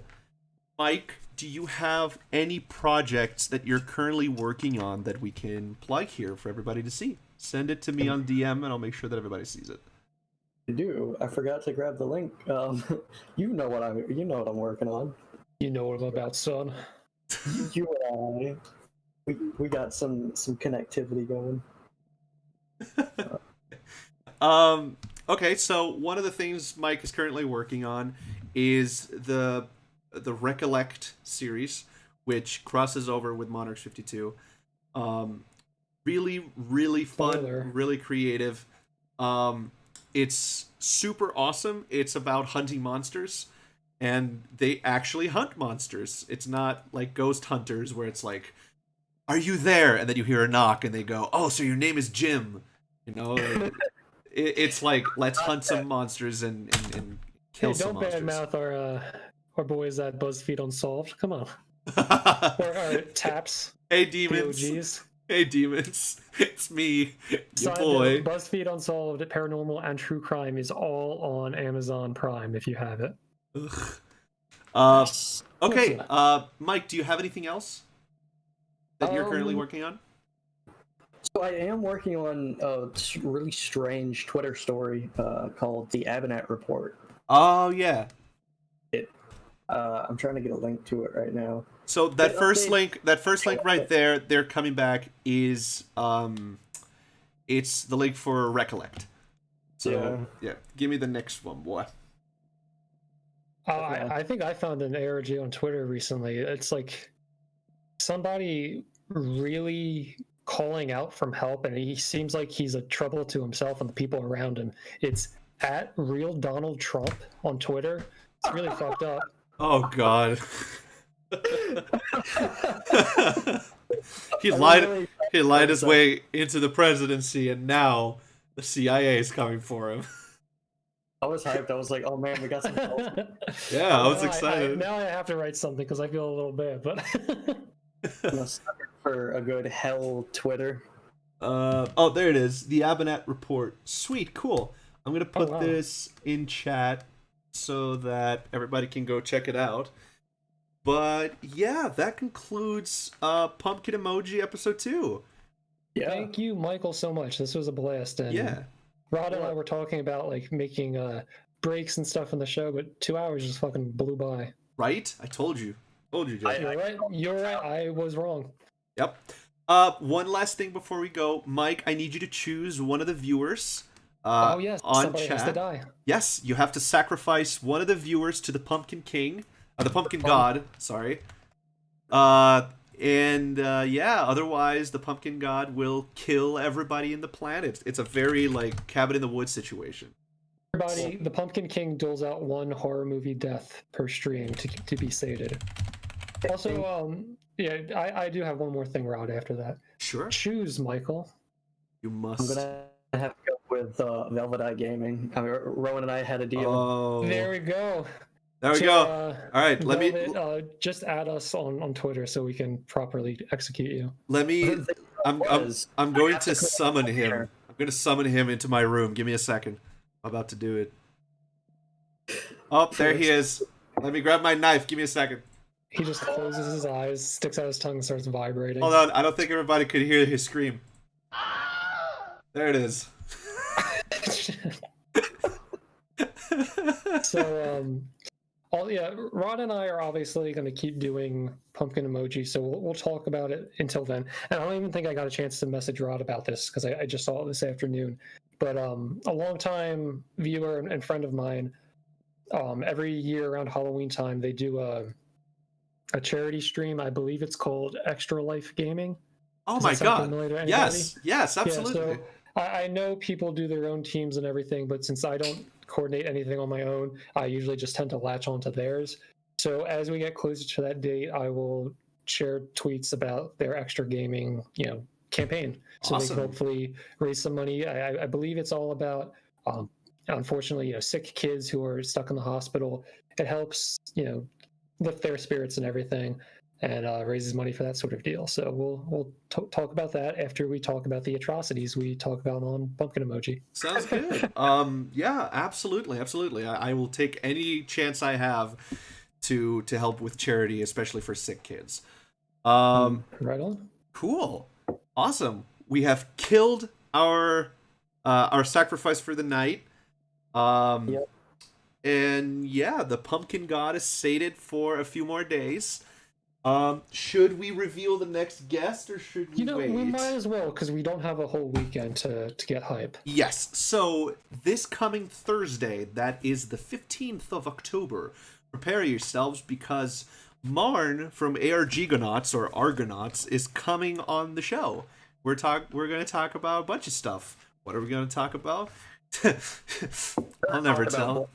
I mean, Michael is a fucking well of ARG knowledge, but I think they might be bested by Marn. I'm not sure, because they have a whole encyclopedic podcast about ARG. So, Marnie is insanely we'll see good. how it goes. But yeah, stay tuned. We'll be back on Thursday the 15th at the same time. That's 8 p.m. Eastern Standard.